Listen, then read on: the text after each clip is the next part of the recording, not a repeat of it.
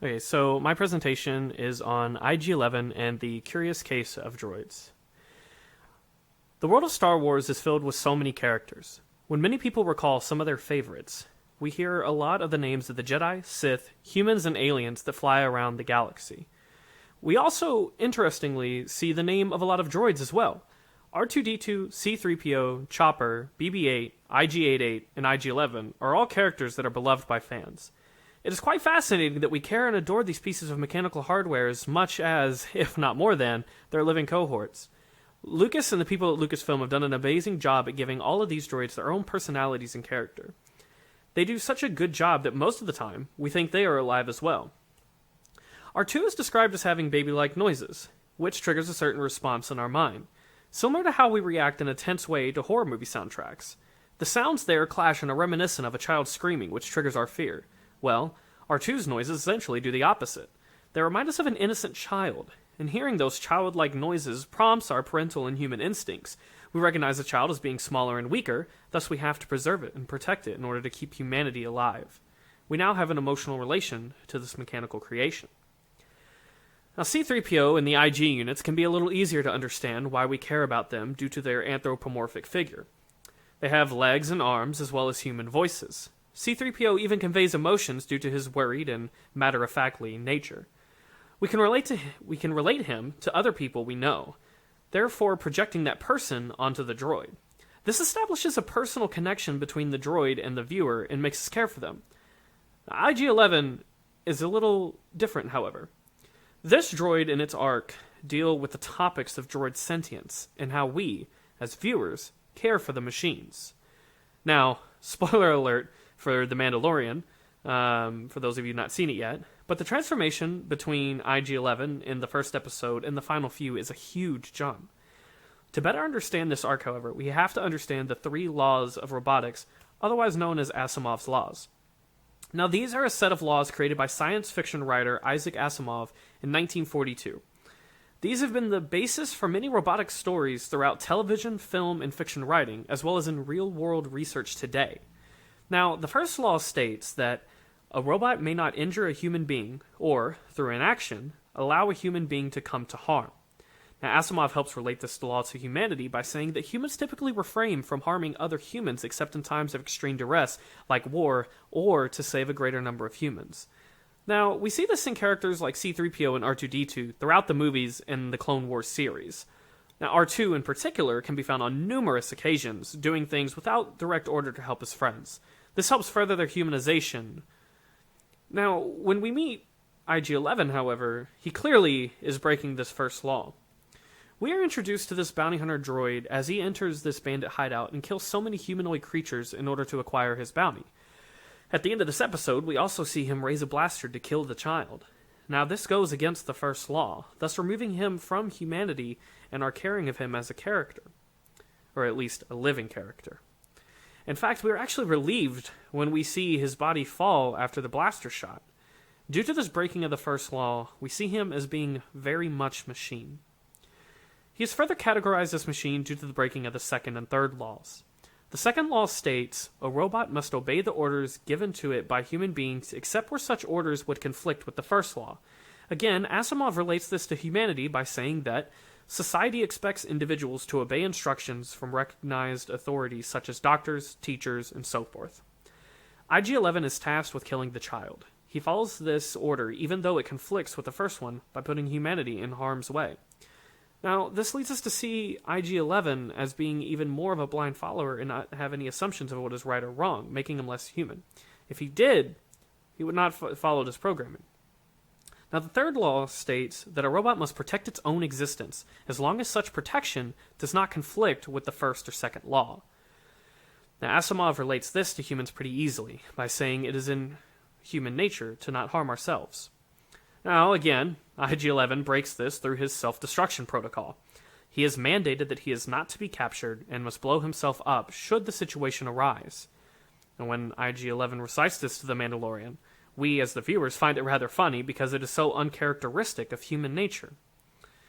Now, when we see the Mandalorian fight IG-11 to stop him from blowing potentially both of them up, The Mandalorian recognizes this can put humanity in danger, and therefore IG-11 is breaking the first and second laws, and as a result, the third. Now, many of our beloved droids in Star Wars follow these three laws. This makes them the ideal robot.